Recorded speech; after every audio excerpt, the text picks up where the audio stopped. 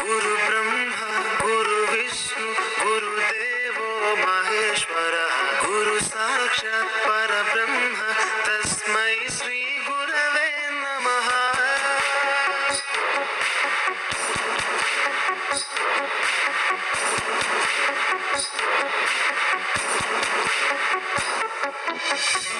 అజ్ఞానులకై ఋతము వైపు కదిలిన ఋషివో, విజ్ఞాన పంటను పండించుటకై కలిగిన కృషివో, కవితను లిఖించు కలము పట్టిన మహర్షివో, ఆ దేవుని రూపము మార్చుకొని ఇలా పుట్టిన మనిషివో, కన్ను తెగు ముడికి రాత రాసినోడు బ్రహ్మైతే, బ్రతుకు రాత రాసిన నువ్వు మరో బ్రహ్మవో।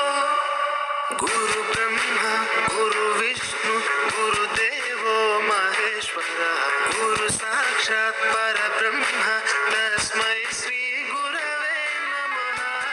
ప్రత్యేకంగా నేను హై స్కూల్లో చేయటం అనేది ఈ 9 నెలల కాలంలో చాలా నాకు సంతృప్తినిచ్చింది.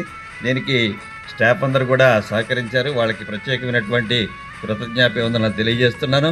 తర్వాత ఈరోజు సైన్స్ డే శుభాకాంక్షలు అందరికీ. నేను ఒక సైన్స్ ఉపాధ్యాయుడిగా ఈరోజు రిటైర్డ్ అవటం అనేది నేను ఒక అదృష్టంగా భావిస్తున్నాను.